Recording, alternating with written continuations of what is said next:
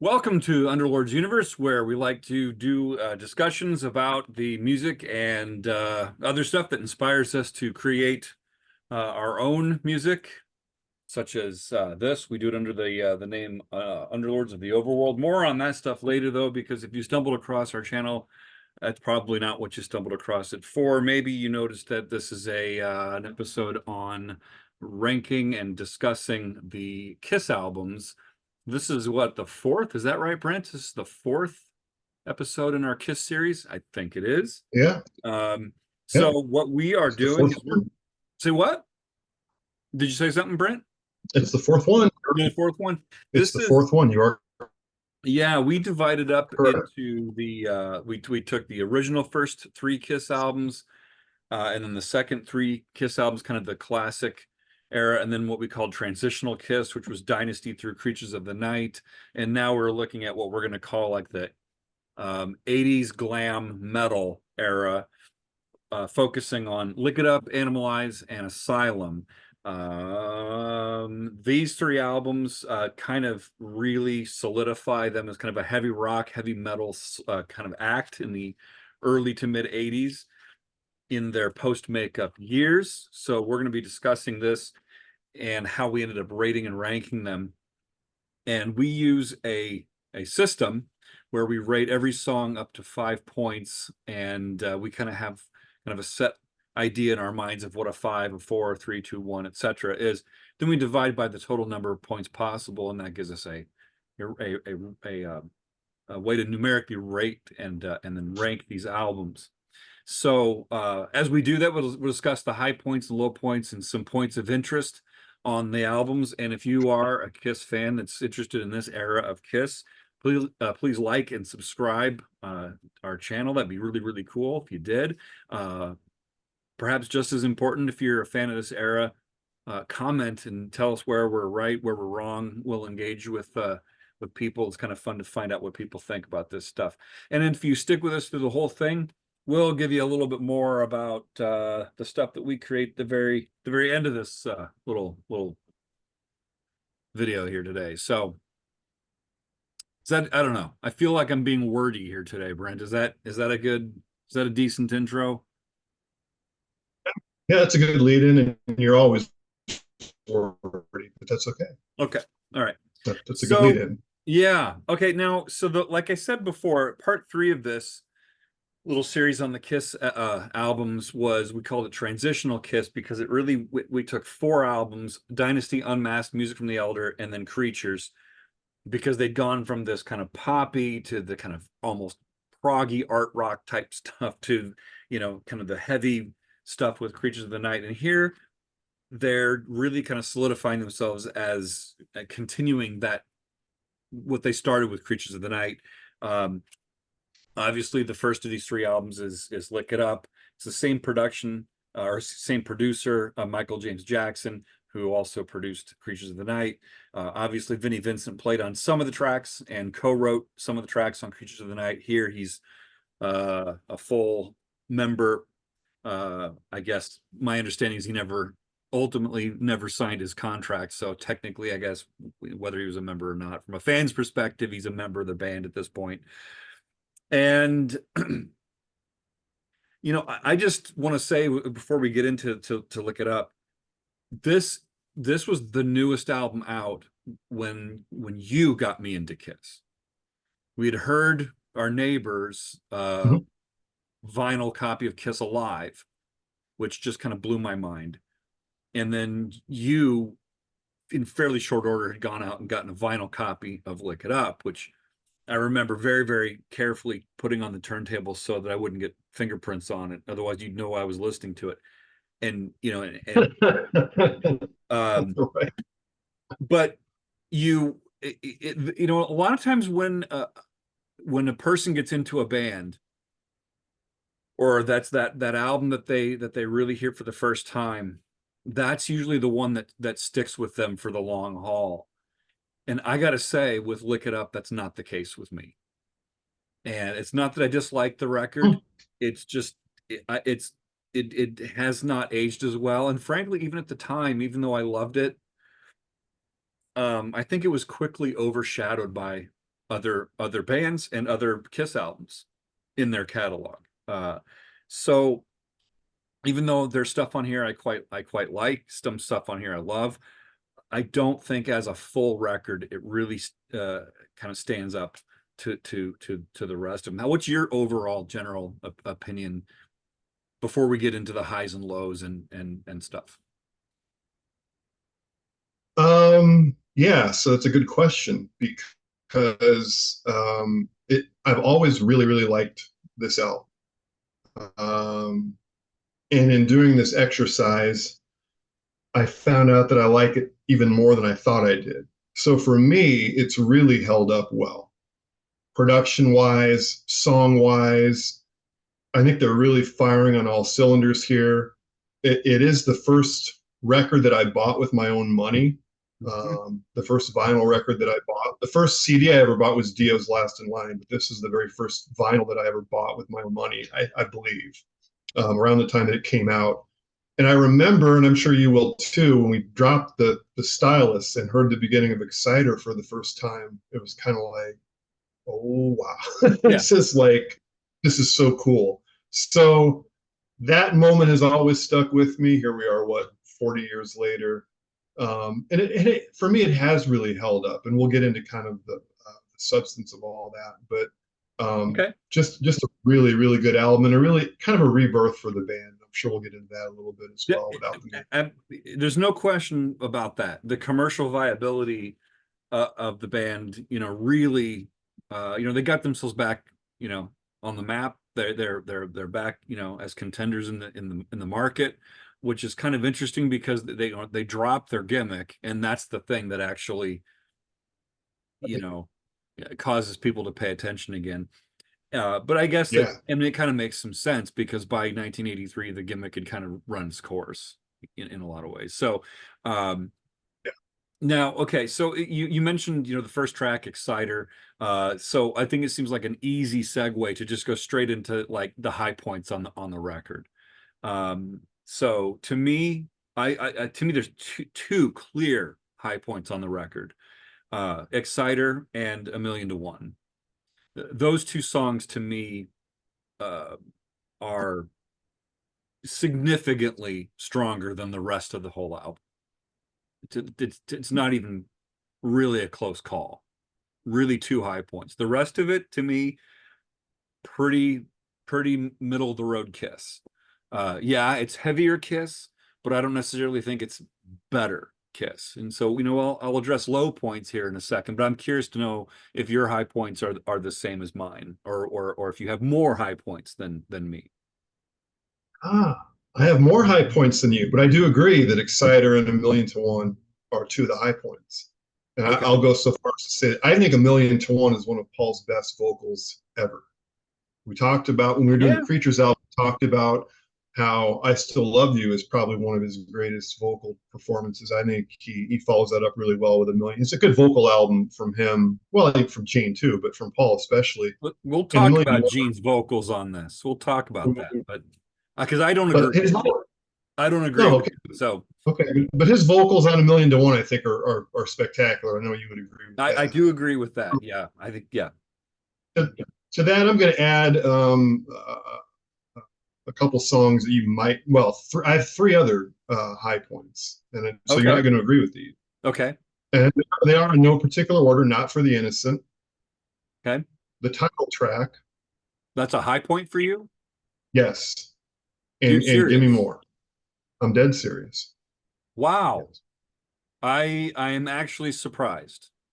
I think the Those title track is one of the dumbest and worst Kiss songs ever recorded. I no, It I've is never felt that way. really. I have always felt that way. It's funny what you learn all these years later. Because I always knew. I will say, well, what I'm going to say, the title track, I don't like it live nearly as much as I love the studio version. I Okay. just love the studio version. Look it up. I think it's Fair enough. fantastic.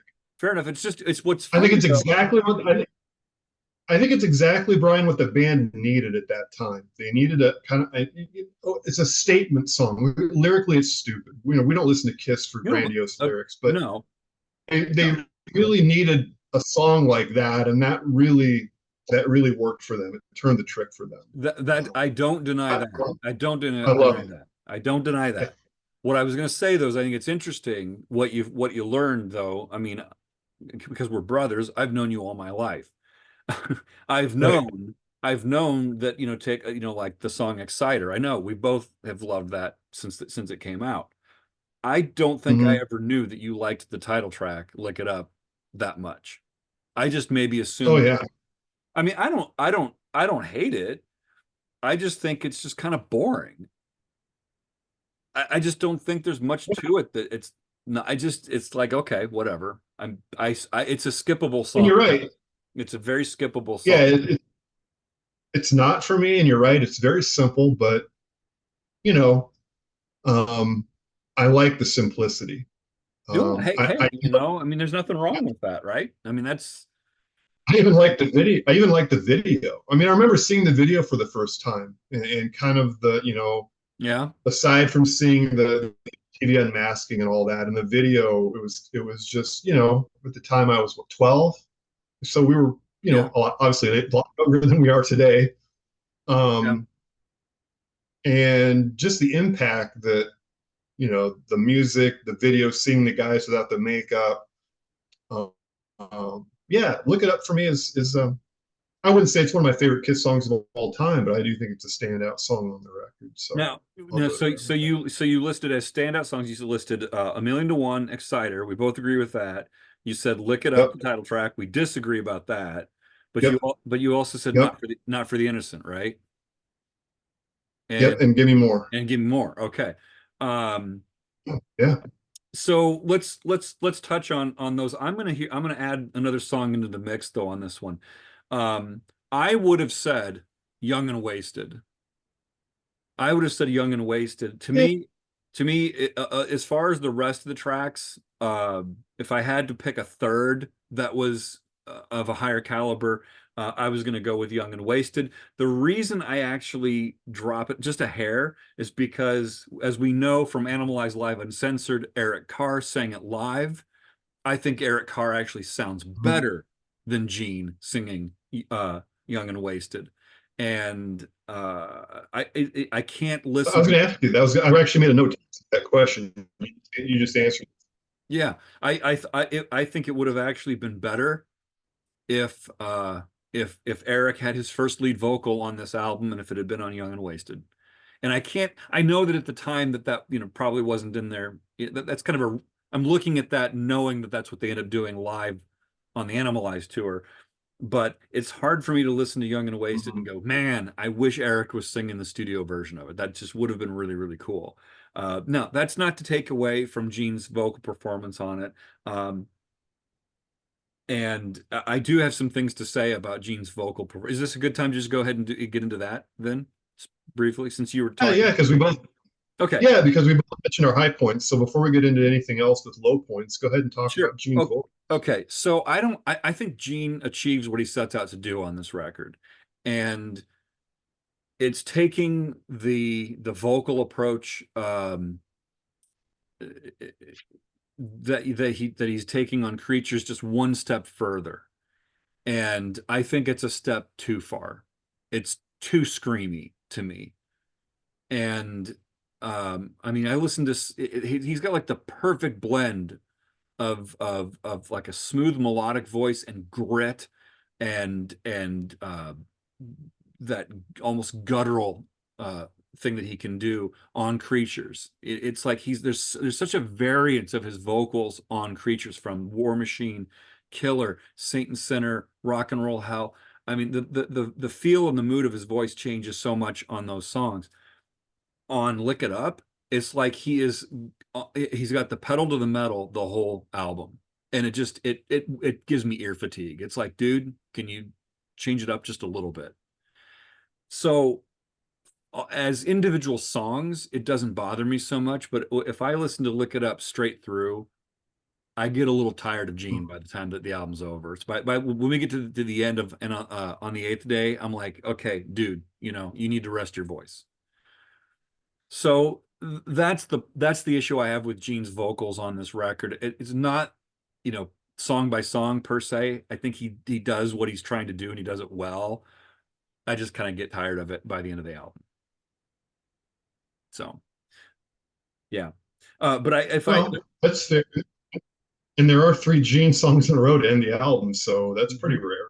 right, right. So, So, before we move on though, to some other tracks, I want to go back to Exciter for a second because so even though Vinnie Vincent is the lead guitarist on this record, he does not play every lead on this record because Rick Derringer plays the lead on Exciter. And you might know Rick Derringer for being in the McCoys in the 1960s. And the McCoys had a hit with a song called Hang On Sloopy. Did you know that? Were you aware that Hang On Sloopy and no, I don't think I knew that. yeah, and he ends up yeah, and then of course as Rick Derringer he goes on, he's more known for Rock and Roll Hoochie Coo, and it's like that is the same guitar player that's that's doing the guitar solo on Exciter on Lick It Up. I just think that's cool. Now, if it turns Well, out that I'm and how wrong on great. that, if it turns out that I'm wrong on that, and somebody else knows, please comment because I like to make sure I get my facts straight. But that's as far as I know, that's the case. Yeah. I'm sorry. What were you saying? Well, and how great is that solo?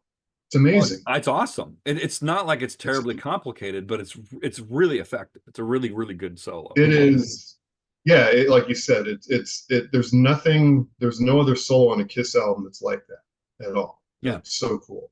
Yeah. So, You mentioned Gimme More.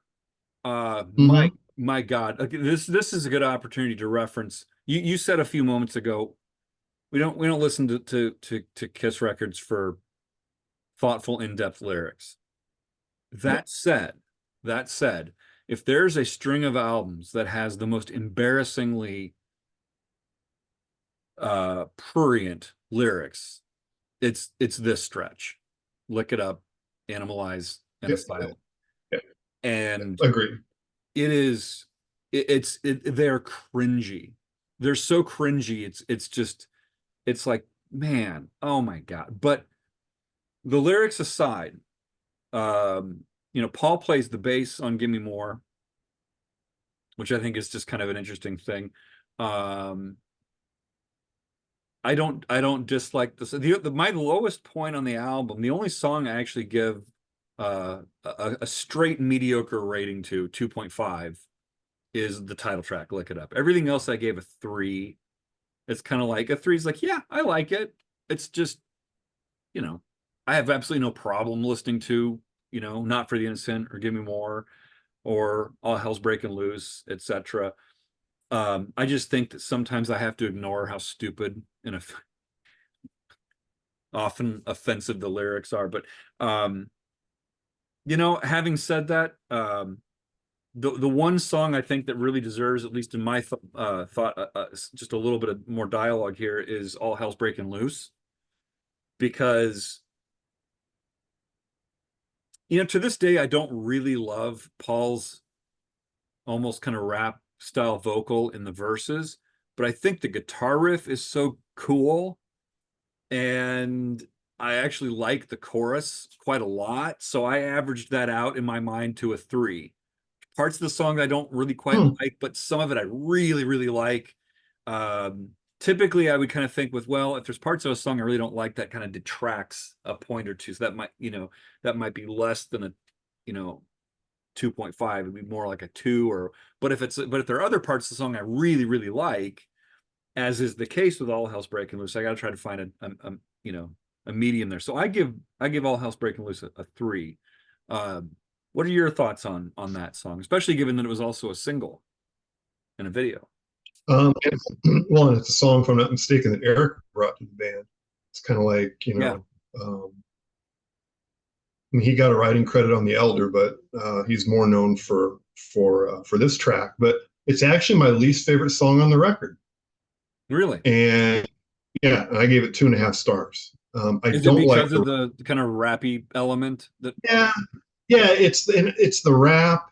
The riff's okay. The rap is I don't care for it. and I don't really care for the chorus. So, in all honesty, I could have probably even rated it a little bit lower, but it's I find it just kind of pedestrian. It's Well, kind of boring. I see. I disagree in certain respects. I think that the actual main guitar lick in it is actually kind of cool. It's not terribly complicated, but it's kind of a cool little lick.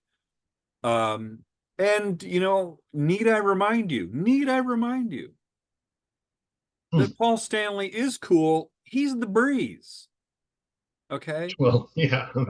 And that might be the best lyric on the whole record. Um, Well, but, I think it is. but you're right, though. That is, Eric did bring the song in, and to my understanding, he was kind of mortified by what Paul did with the verses.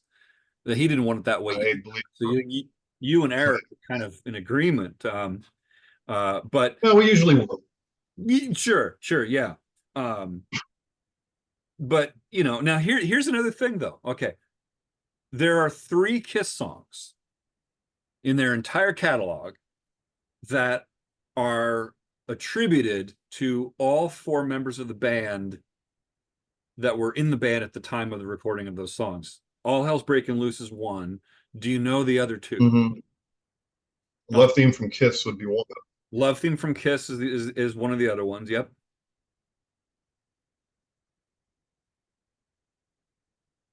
I'll know the other one when you say it. Off the top of my head, I can't say it, but once you It's give me the title, I'll say it again.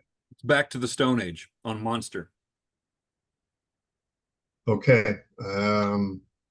I think I did know that, but yeah, it would have taken me a while to remember that. But yeah, Mhm. okay. Well, Yep. that's a nice piece of Kiss trivia. Yeah. Yeah. So that's kind of stuff I've kind of put into my notes when we're doing this type of thing. And Yeah. so yeah, okay.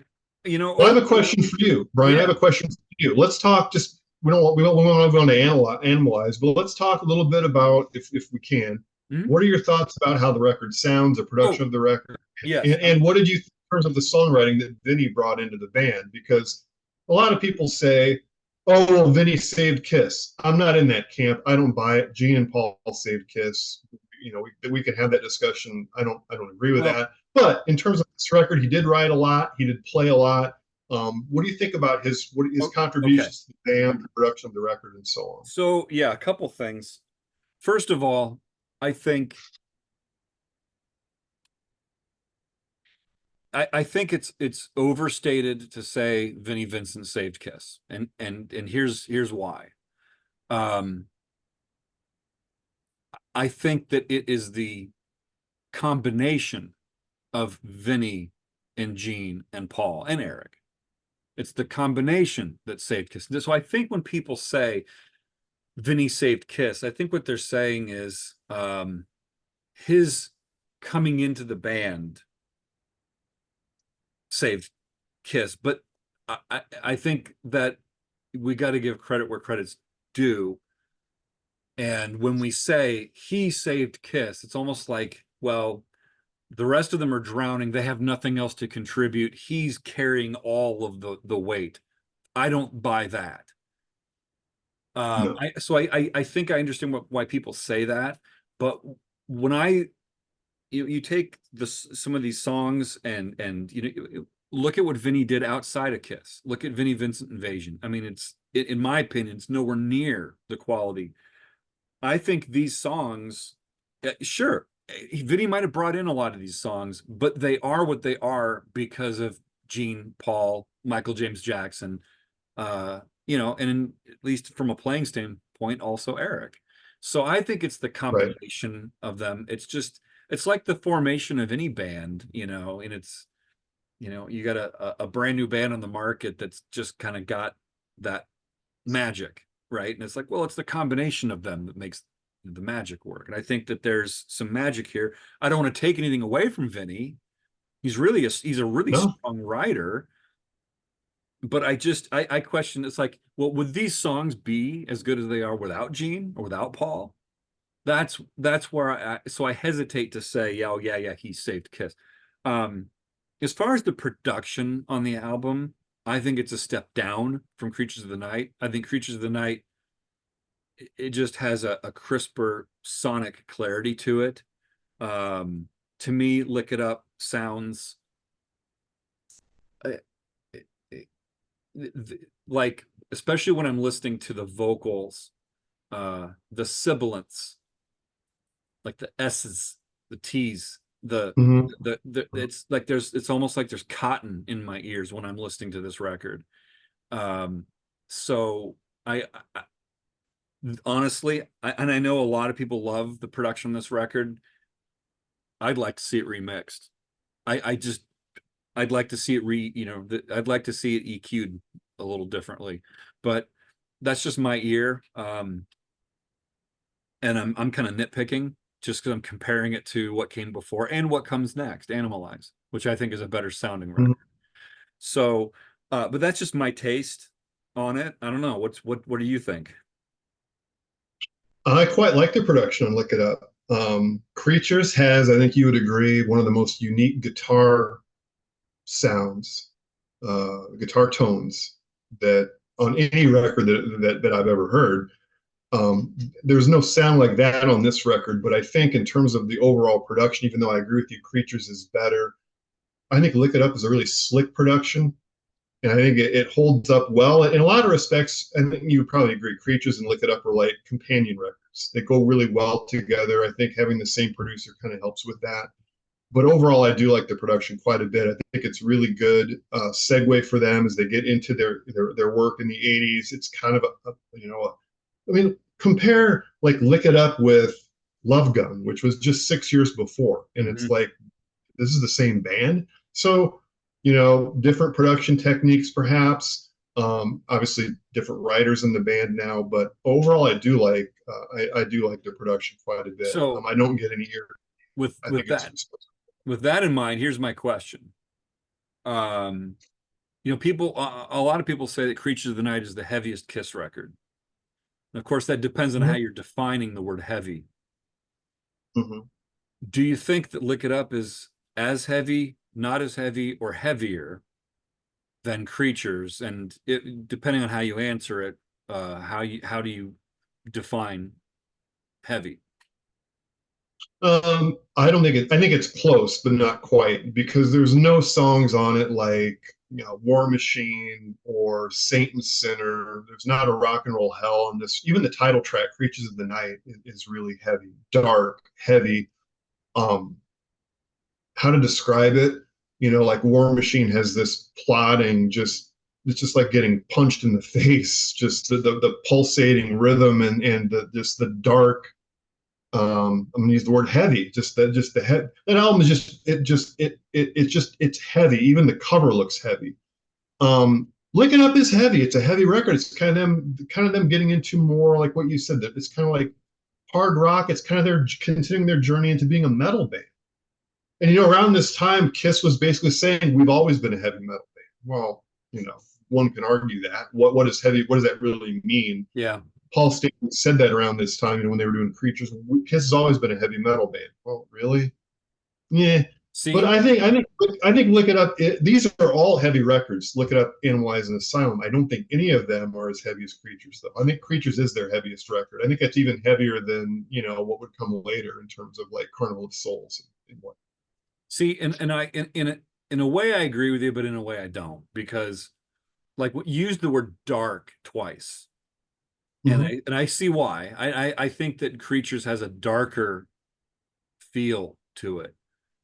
Mm-hmm. But to me, when I think of heavy, I think of, you mentioned Saint and Sinner, and you mentioned Rock and Roll Hell. It's like, well, there are quiet moments in those songs. And of course that Mm-hmm. that gets back to, well, what do we mean by heavy, right?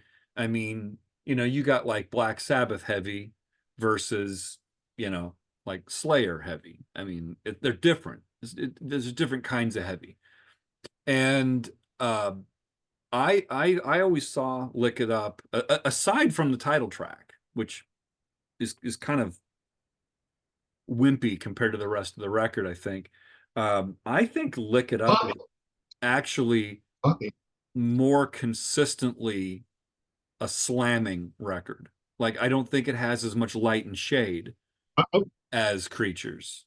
And in that sense, I I would think it agree with actually that. is a heavier I would record. agree with So it gets back to like, well, what do you mean by heavy? So yeah, okay, fair enough, fair enough. So if we have different sensibilities about what we mean by heavy, but overall, I think we kind of are absorbing the albums in a similar way. What was your that. overall like percentage once you crunch the numbers Uh, on Look It Up? 84%. 84. Wow. 84. 67. Ooh, so we're way off on that one. That doesn't happen very often. Nope. Nope. 67. So, okay. Well, as we know, very quickly, as quickly as Vinny was in the band, he was out. Right. And they were back with Animalize, which some people really kind of, knock the cover art on that. But when it came out, I don't know. I thought it was cool. I I thought it was kind of cool. accepted whatever they were going to do. Um, Yeah.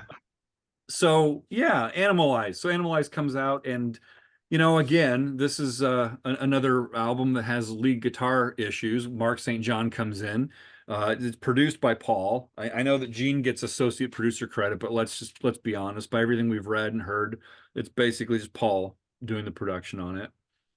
And Yeah. Paul, understandably, I guess, got a little frustrated with Mark St. John and his playing at times, and in fact brought in Bruce Kulick as a session player, I believe, on Lonely as the Hunter and Murder in High Heels. That is So correct. Bruce plays on two. So Animalize is in fact the first album that Bruce Kulick plays on, and then the rest of the lead work is done by Mark St. John. Um, Overall, I think this album sounds. We were talking about production on Look It Up. I like this. To me, Animalize uh, is easier on the ears. To me, it sounds as heavy, but it's easier on the ears. Um, what do you? How do you evaluate the sound of the record? I don't like the sound as much. The word I would use to describe it is dry. To me, it has a dry production quality. Um, it's a little more open in terms of you mentioned when you listened to Lick It Up that some of the things make you Sibilance. think you like, yeah. Yeah, So I think Animalize breathes a little bit better, is what I'm trying to say. But I would agree with that. I would agree with that. I do find the production to be a bit dry, though. So it's not as much to my liking as Lick It Up in terms See, of the it's guitar interesting. sound. It's an interesting thing, since we were just talking about like Mark St. John's leads on it, especially his lead playing. I hear a lot of Yeah. chorus. I hear a lot of chorus on his guitar, Oh yeah. which to me sounds very wet as opposed to very dry. But then again, That, that's just focusing on the leads, and you're talking about the right. totality of the. So I don't know. The rhythm. Yeah. Yeah. And it, That is interesting, though. I would agree with that. I would agree with what you just said, though. That's a good point. I and you said you prefer the way Lick It Up sounds. I do. Okay, and see, and I prefer Animalize. I think there's greater clarity. Like you said, it breathes. I prefer that. I like that a little bit more. Um, in fact, when I get to the rating on this, quite a bit more. But yeah, now as far as the high points, low points, did you find this album to be as consistent as Lick It Up, or is it more of a peaks and valleys album? No, I find this album to be very consistent. Unfortunately, it doesn't have the high points for me that Look It Up does. So for me, there's one true high point on the record, and then there's about four songs that are, 4-star songs, and the rest of them are kind of in the three range. So it's consistent in that it's not, for me, it's not a peaks and valleys record, but it lacks the high points. It also doesn't have a low point like, it doesn't have an all hell's breaking loose. So the lowest rating I gave anything was a 3. So for me, it's a pretty consistent record all the way throughout. What, go back. What did you give the song Lick It Up? I gave that a 5. Okay, and I gave it a 2.5. So are there any fives on Animalize? I have one. One. What is it? Get all you can take. I also gave Get All You Can Take a 5. Um, and I gave one other song a 5. You want to guess I'm what it gonna was? try to guess. Yeah. I'll try to guess what it is. Yep. I'm sure I'm gonna be wrong, but I've had enough. Yes. Okay, Yep. I got it right. Yep. Okay, I gave that a 4. I gave it a 4. So Now, it's okay, what's in, I can see what would give it a 5. I thought about it. what's interesting though is that, I actually agree with you that it's a pretty consistent record. It's just that with Animalize, where I'm kind of more, most of these songs are kind of consistently in the 4 range to me, and Lick It Up, they're more consistently in the 3 range. It's like we flipped them. You just kind of have a little bit, the Lick It Up songs are a little bit more on the 4 range to you, and Right. this album, yeah, okay. So Yeah. it's Yeah. interesting that, um, I there are a couple of low points though. Um, Burn Bitch Burn is just not that is, Stupid. I like the riff, but my gosh, it is like it's just it's almost unlistenable. Again, not that musically and the playing and everything is fine, but it's just like, I don't know, could you come up with something else? That it's just, so I don't want to dwell on it, but that's a low point. The funny thing is Heaven's on Fire is a low point on the album to me, but I much, much prefer Heaven's on Fire to Lick It Up. Oh, I'm curious. See, Now, I'm the other way. I gave Heaven's I'm on the other Fire. way. I gave Heaven's on Fire a 3, which is So did I. better than, okay. So we actually agreed on the score on that. It's just you just really like the song Lick It Up, and I could just do Right. without it. And I agree about Burn Bitch Burn. I gave it a 3 primarily because I like the music. Lyrically, it's about as dumb as you can get. Um, Oh yeah. Yeah. I could have gone lower on it. I mean, can you believe they played that song live? Um, Yeah. it, it's it's bad. That said, I gave it a 3, so I don't hate the song. It's okay, but I'd say it's a lower point on the record. And one more, Brian, for me, Yeah. low point. Thrills in the Night. I've never been a big fan of that song. I gave it a 3. So I can't say that I really don't like it, but for me, it's not a high watermark on this record. I don't like it nearly as much as a lot of people do, I'm sure.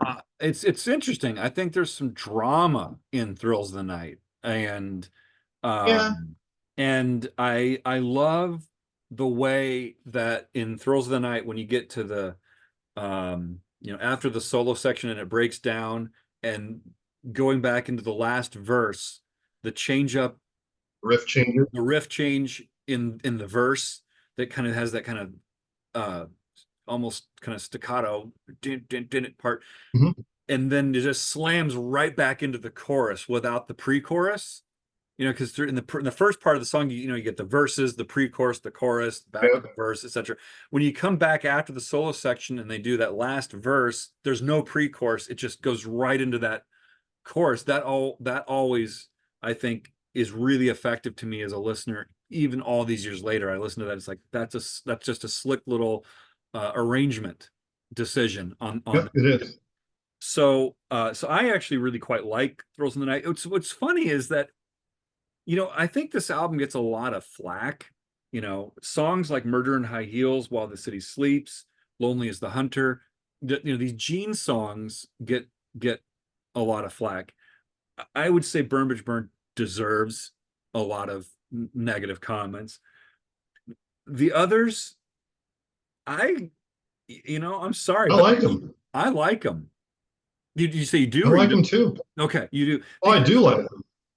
Now take Lonely as the Hunter.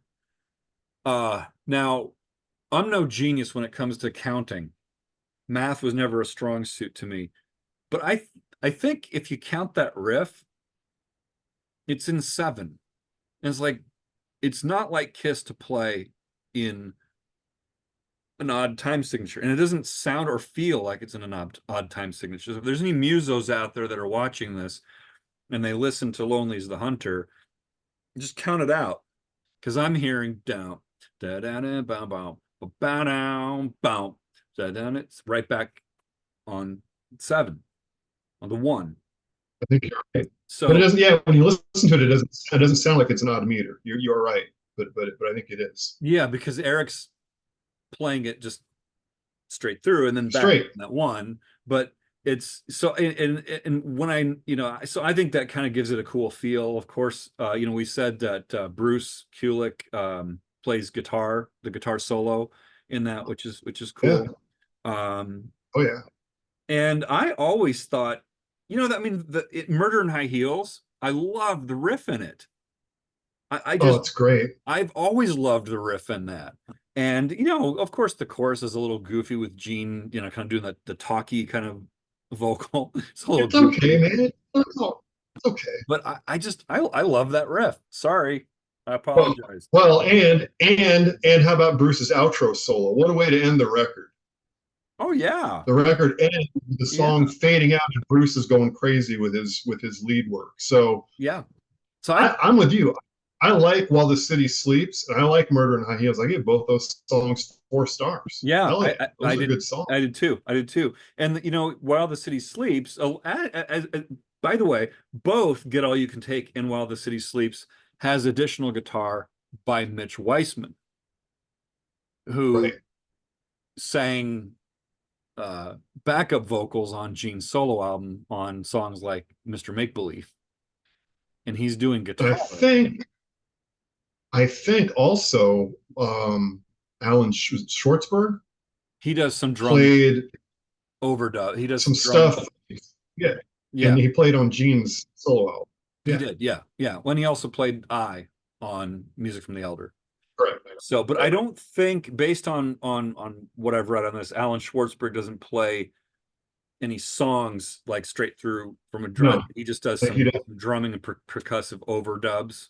But Yep. yeah. Yep. So those are just kind of interesting. And of course, in some of the songs, and I don't speak French, so I apologize if I mess up his name, but Jean Bouvier, bass player who co-wrote, like I think he co-wrote Thrills in the Night. He plays bass on that. He plays bass on Under the Gun. Um, Another good so song, Under the Gun. yeah, yeah. So So that's just yeah, I think to me, Animalize is the superior record to Lick It Up, but I'm guessing you're not necessarily in agreement on that. I gave it came out to 78% to me. for me it was 74.44%. So Okay. we're pretty close, but it was 10 points lower than Look It Up. Yeah, and for me it was quite a bit higher than Lick It Up. Yeah, So yeah, 10 points. yeah. So we're close. Actually, we're We're close on actually we're actually Animalize. pretty, So yeah. It's just we're pretty close on Animalize. It's just that you like Lick It Up quite a bit more than I do, apparently. So yeah. yeah. Okay. Any last thoughts on Animalize? Anything specific? I'm looking at my notes. I think we kind of hit everything on my end that I want to mention. Well, do you? I've always viewed Animalize in this is them kind of. I'm going to be careful how I say this. You may or may not agree. When Kiss started their career, they were kind of trendsetters. Mm-hmm. They're now really becoming trend followers at this point. They're kind of really embracing what we now know today as the hair metal genre. MTV, Heaven's on Fire, Lick It Up videos are getting heavy rotation. You're seeing those on TV all the time. With songs like Under the Gun, you could even argue that Under the Gun's kind of like speed metal. They've never really done these types of songs before. So I think Animalize is a natural progression from Lick It Up. And I'm just wondering, do you agree with that? And because we talked about it in the Dynasty Through Creatures episode, all those changes, they're still changing here, but the changes are a little more subtle. Do you see Animalize as kind of a progression from the work they were doing on Lick It Up as we segue into Asylum, or how do you see where they are musically at this point? With that. I think musically and how they're presenting themselves on Animalize, I think that is a more consistent continuation from where they were with Lick It Up than what you get going from Animalize to Asylum. And Okay. I think that those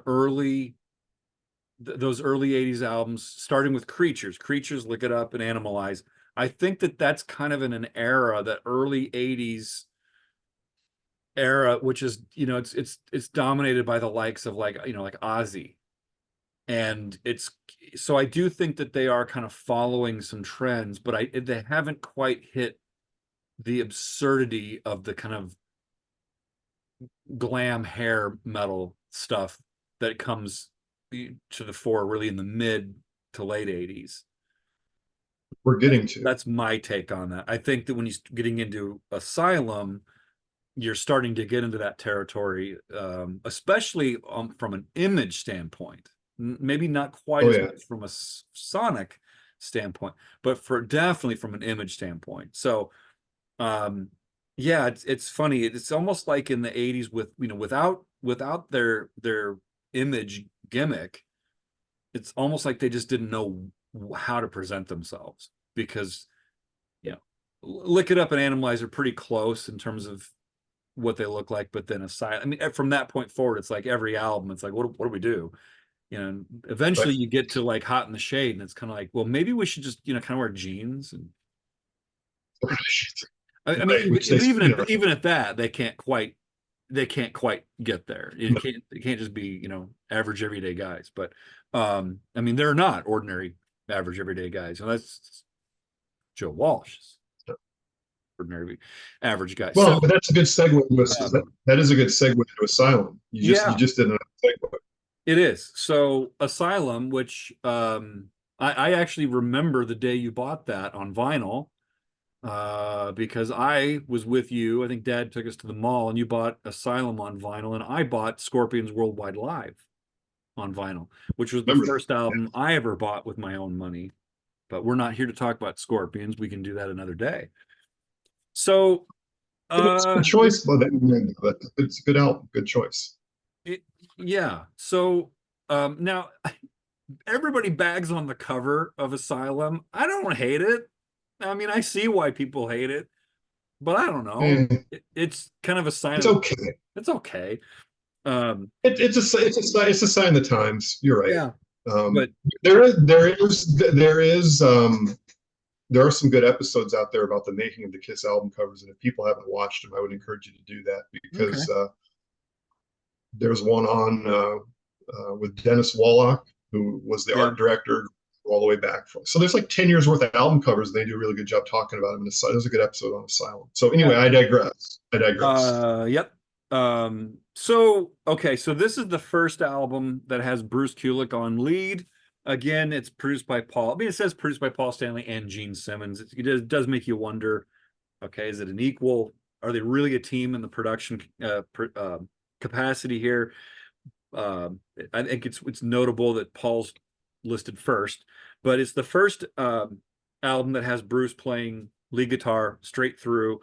There are no other lead guitar players on this, so in that sense, it's a real kind of a band effort in a way that some of the previous albums had not been, which I think is notable. I, And in fact, yeah, you'd have to go really far back to have an album that had the designated lead guitar player play all the leads. I mean, even Destroyer, Dick Wagner played on Sweet Pain, I mean, I, so in that sense, it's there's a cohesiveness to this record, I think, that is good.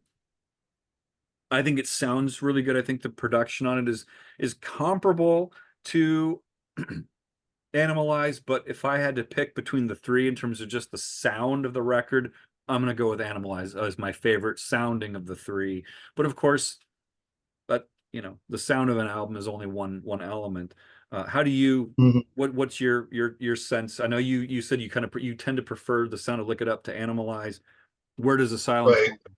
fall in these three for you? Um, the words I would use to describe the production on Asylum would be uh, big, boomy, a bit boxy. Mm-hmm. Okay, but it's really heavy. It's a really heavy production. I know what does heavy mean.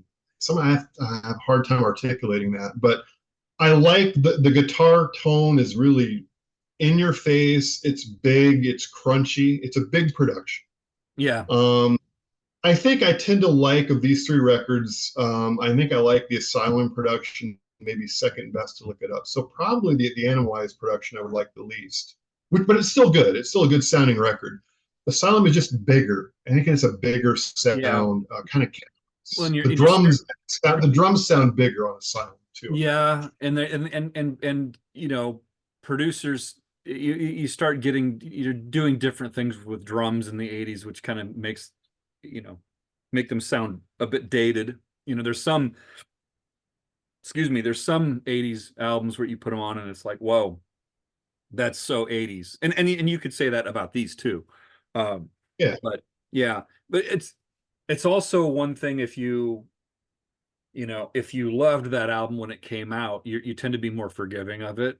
Often, although sometimes albums don't age as well, but yeah, I think also on this record, and I think, and this is a production decision as well from a writing and arranging standpoint. Like what songs are going to go on the record, what's the kind of the direction of the record. I feel them pulling back a little bit from the metal and kind of embracing a little bit more of the rock in Asylum. I think in songs like Secretly Cruel, you get a bit of a throwback to kind of it almost sounds like the opening is like a nod to Mr. Speed in a way. And I think, it is. with a Oh, yeah. song like Radar for Love, it's like there's clearly a nod to like Zeppelin, and Black Dog Mm-hmm, in there. mm-hmm, And so it's like I feel them pulling back a little bit, putting the brakes on the metal a little bit and saying, okay, we're gonna bring back a little bit more of the rock side of things. And you know what? When I'm in the mood for that, it works. I think it's a good record, but it's by no means perfect. mm-hmm. So, yeah. What are your high and low points on Asylum? My high point, my highest point is Who Wants to Be Lonely, and Okay. I will say, and I have said, this is one of my top five favorite Kiss songs of all time. Who Wants to Be Lonely? So yes, Wow. yep, one of my top favorite five Kiss songs of all time. Um, the other high point on the record for me is Radar for Love. So those are my two five-star tracks on the record. It's a consistent record with the exception of All Night, which we can talk about if we want to. We'll talk Uh, about low points here in a second, but but for me, those are the two five-star tracks. Let me just check. One, two, three. I have five four-star songs, but if you're talking about five stars, it's Who Wants to Be Lonely, and again, that's probably one of my top five Kiss songs of all time, and Radar for Love. um, well, speaking of some of these songs, like "Who Wants to Be Lonely," that's Jean Bouvier on bass as well. Again, so he was kind of involved. I, you know, I agree with you about the high points. "Who Wants to Be Lonely" and "Radar for Love." I'm also going to add in "I'm Alive," which if you really, you know, again, this is not an album that should be lauded for its lyrics, but at least they're easier to ignore, I think, on this album, with a certain notable exception. A notable exception, yes. And "I'm Alive," I think, has a great vocal from Paul. I love how the vocal at the end of the first chorus elevates as the second verse comes in, as the chorus Yep, kind of carries over as the verse yep. starts. And that, I think, is just a really, it's just a cool moment. That's the kind of thing when I listen to that, I think that'd have been really cool to be in the studio watching them, do that stuff. Uh, Yeah, and then the riff there too, Brian, the guitar riff during the verse. mhm. That's an unorthodox rhythm guitar riff that they're Yeah, playing, but it's extremely cool. And you yeah, talk about metal. "I'm Alive" is a pretty metal song. It's pretty fast, pretty it is, heavy. but Good. it is, but it's also really melodic, It you is. know, It and is. yeah, which usually is more my thing. It's like you mentioned, like a song like "Not for the Innocent" on Lick It Up, and I like it just fine. I don't have any problem with it, but I'm more likely to say, yeah, I'd rather listen to "I'm Alive." And I know that there are some Kiss fans out there that are going to think I'm crazy, but that's that's what opinions are, and taste is all about. So, Yeah. um, now I do think there's some noteworthy things. So I actually gave none of these songs fives though. Those songs are in the 4.5 range to me. Maybe on a good day when I'm really in the mood for it, I might be like, that's a five. But yeah, you've said before, if I have to think about it, it's probably not a five. And I'll tend to go with Right. like 4.5 if that's the case. So I think Mhm. Tears Are Falling. I've always thought Tears Are Falling was a really good, just kind of mid-paced. People want to call it a ballad, but it's a bit of a rock song, and I like that. Yeah. Um, I I like it better than Heaven's on Fire. Do you? you know what? I I actually I do. rated I it do. I rated it 3.5 and I rated Heavens on Fire 3. So I guess I do too. I gave Great it a 4. So great guitar solo. Bruce got a great his guitar playing on this is really good. Um, yeah, it really is. yeah. Now, so let's talk about Love's a Deadly Weapon for a second here. Okay. I don't mind it. I gave it a 3. It's kind of like, okay, it's fine. Whatever. There's nothing about it I dislike. Um, Right. have you ever listened to the Wendy O. Williams song Party? No, I have not. Do. Okay. It's the same song. Okay. Um, it's it's from her album Commander of Chaos, spelled with Okay. I'll Q. check it out. Of And course. yeah. Now, of course, Gene produced Wendy O. Williams, and I think Paul and Eric both played on that record. I think. I have to double check that. Um, but yeah, just pull that up and do kind of a little comparison to that. It's Okay. it's it sounds it's to me it seems like what Gene did is he took the music from that Wendy O. Williams song and then he took the title because we know Paul had a song called Deadly Weapons, which was Right. gosh, what was that 19 is that 1980? Is that around the time they were doing like the Killers? 80, yeah, Or excuse me, 80, 82, 81, yeah. 82, 80, 81 or 82, yeah. And the line in that song, love's a deadly weapon. I think the song was called Deadly Weapons, but the lyric was love's Deadly a deadly Weapons. weapon. I think Gene takes that and then repurposes it. So he's kind of taking a little bit from Right. Paul and a chunk from Wendy O. Williams and putting them together and saying, "Oh, here's this new song." Yeah. And of course, when Asylum came out, I didn't know any of that. So it's like, oh, No, no. it's a Gene song. It's like, well, oh, okay. Um, all that aside, I still think it's fine. I give it like a 3. But I was just curious if you knew the if you'd ever heard the Wendy O. Williams thing. But No, yeah, it's no. I gave it a 3.5. okay. On the For the record, I prefer Paul's Deadly Weapon at 5. But this is Oh, three. I think It's okay. yeah, So it's okay. Paul's song "Deadly Weapons," which is on That's the incredible. It's on the it was Creatures fine. Special Edition box. Yeah, it was finally released on the Creatures box set. But you had a demo of that back on cassette decades ago. And I remember hearing that Yeah, that that is a killer song, you know. Um, I know. so I know. too bad they never fully finished, a real version of it. But anyway, yeah. And then I don't even want to talk much about the last song on the record. I don't even want to say the title. It's so offensively stupid. I was Uh, going to say it's so stupid. it is. My note says possibly the worst song in Kiss's catalog. I feel dumber for having listened to it again, is what I wrote in my notes.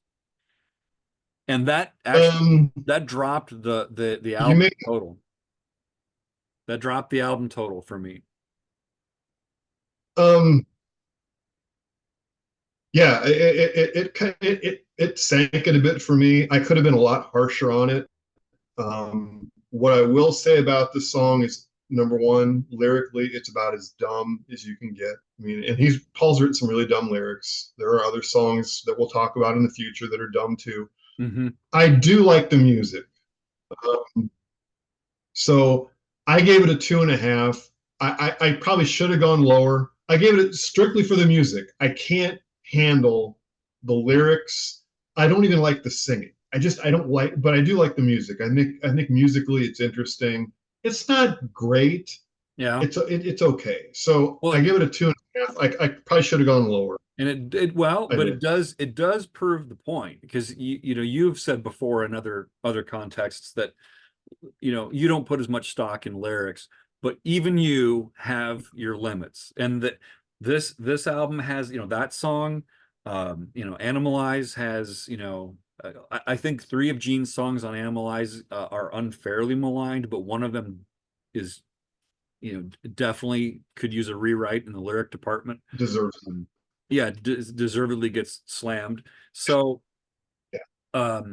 yeah. Now, where I disagree with you about that song, the last song on the record, is musically it doesn't do anything for me really much. So nothing really saves it, which is kind of funny because when it came out and they played it live, which was our first concert, you and I, going to see them at Vets Auditorium, they played Right.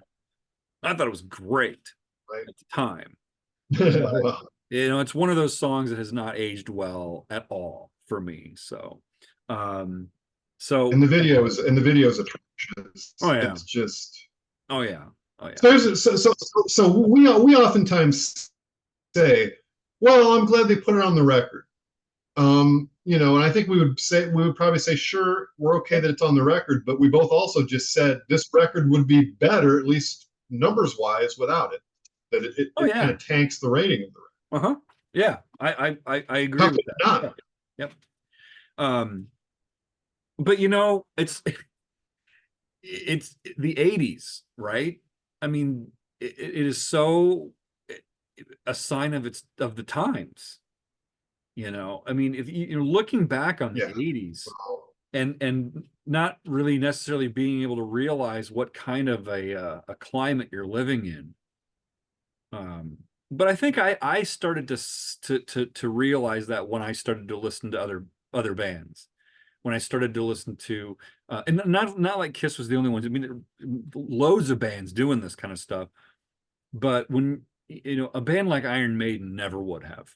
A band like Rush never would have. And when I started listening to no, Iron Maiden and Rush, then it was kind of like, oh, okay. You don't have to you don't have to have songs like this. right. But then, it No. is what it is. Okay, so we I don't have anything else to say about Asylum itself. Um, you want to just finalize our countdowns on this? Or do you have other questions Yeah. or reactions to any of the specifics of Asylum before we move along to wrapping this up? No, just my parting comment about Asylum is that it's again, with the exception of the last track, it's a consistent record. Mhm. I have the two 5-star songs. I have 5 4-star songs. I have King of the Mountain, Any Way You Slice It, Trial by Fire, Tears Are Falling, Secretly Cruel. But I gave those songs all 4 stars. So for me, this is a very, very, this is again, in going through this, I realized how much I really like this record. Last Can we track also point out notwithstanding. how cool? It's a really good album, and I like it more than I thought. Can So I gave it. Hmm? can we also point out how cool it is that it starts off the album starts off the way it does with Eric's drums, that whole drum intro, Oh yeah, you know, which I think is yeah, great. That's a great absolutely, drum intro. So it yeah. is. It Okay, is. you ready to do your countdown then? Um, well, I gave it. I'm going to give you my percent. I gave it 79%, For me, and then we can do the countdown. I gave it 67. But here's the thing. So tied with Look It Up. Yes, but it has more higher points. It also just has a lower point. So it tied in Okay, I terms have of to ask you then, what did you give the last song with Red? 1.5 stars, which is generous. I probably should have given it one, which then would have broken the tie. But Yeah. that's at the time, that's how I rated it. I mean, 1.5 stars Yes. is not, I think that I rated it 1.5 as opposed to one because there is a weird nostalgia about the song. Like if I'm in the right frame of mind, I can kind of just deal with it because I can kind of remember what it was That's like. fair. But um, but I can tell you that um, I think it's consistently a little higher. So let's do the countdown. I mean, three, two, one. Uh, since we're talking about this, okay. Okay. Let's do it. In the number 3 spot for me Okay. is Lick It Up.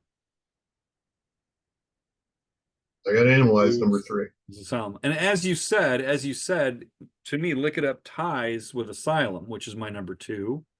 But Number 2. okay, see if and here for me, the thing about this is the thing that's going to break the tie for me is I'm more likely to reach for this. And I think it's better until you get to the end of the album. So Fair. that kind of pulls them. And then my number one is actually by a runaway is Asylum, or excuse me, And Animal. so's mine. It's around with 10 points better than Animal, or 5 points better than Asylum, 10 points better than. So there we have it. Now we've got 2 more episodes. Well, I should say 3 really, because we're going to do the Kiss goes through another transitional phase. They get into what we think of as like pop metal with Crazy Nights, and then they're kind of more back to a hard rock kind of, you know, stripped down approach with Hot in the Shade, and then they're kind of like heavy rock slash metal with Revenge, and then this kind of alternative grunge thing with Carnival of Souls. So they go through a second transitional phase is kind of how I tend to see it. I think their first transitional phase is Dynasty, Unmasked, The Elder, Creatures. Their second transitional phase, Crazy Nights, Hot in the Shade, Revenge, Carnival of Souls. So that's Yeah. going to be, those 4 albums are going to be in our next Kiss episode, and then the last one is Psycho Circus, Sonic Boom, and Monster. And then the very, very last episode will be kind of interesting because that's when we'll see how all of the entire Kiss catalog pans out. Because, while these 3 might be in that order for me here, how do they fit amongst the whole catalog is kind of the interesting thing. So Yeah. yeah, as I said at the beginning, Brent and I and our friend Josh and our other friends Andy and Blake, we write and record music under the name Underlords of the Overworld, which is kind of a self-deprecating way of saying unknown underdogs. And we started off really as an instrumental band. We had a different drummer at the time, Andy Dana, and then a different drummer, Larry Mars, both super cool guys, but they had lives to lead and they had to take jobs in other states and stuff. And we never had a singer, so we started off as this kind of instrumental thing. But we really liked what we were doing. And our bass player likes to write, and he wrote this fictional alternate universe story about a band of the same name. We don't even really think of them as us, but it's kind of an alternate history kind of a thing. And in it, I mean, it's 99.9% hooey and ridiculous and fiction. And it includes a bunch of fictional artists and bands that span a whole bunch of different styles of music. And we wrote a soundtrack album and recorded a soundtrack album. So all of the songs on this album here, it's called Hell Comes in Small Packages, Songs from the Underlords Universe. It's basically like a soundtrack to Mm-hmm. to this stuff. Now, you could just put this on, for example, play some D&D and you know, it's fine. You don't really need to know the story per se. But if you bought the and listened to if you bought the books, which are available on Amazon, our bass player writes under the name H. Prescott Lemon. They're really fun, easy reads for people who like rock and roll stories and easy, quick fiction. He's a really entertaining writer, and if you read those and you came across references to artists, quote unquote artists like Heath Mildew and the Rogue Bovine Band, or the folk duo Scurvy and Ricketts, etc. You know, they're they're here. You can actually hear what these fictional bands sound like. It's kind of fun.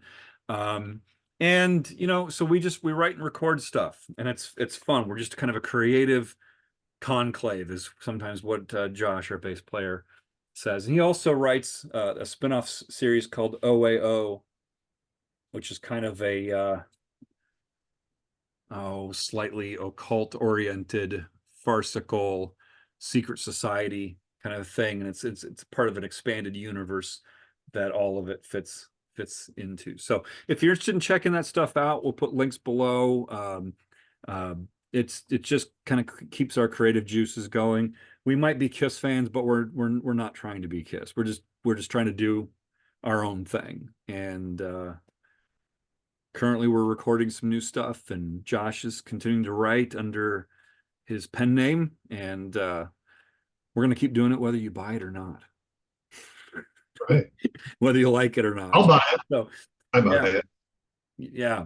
So at any rate, if you're still with us, thanks for checking us out. Please subscribe, hit the like button or whatever the heck the thing is, the little bell for notifications.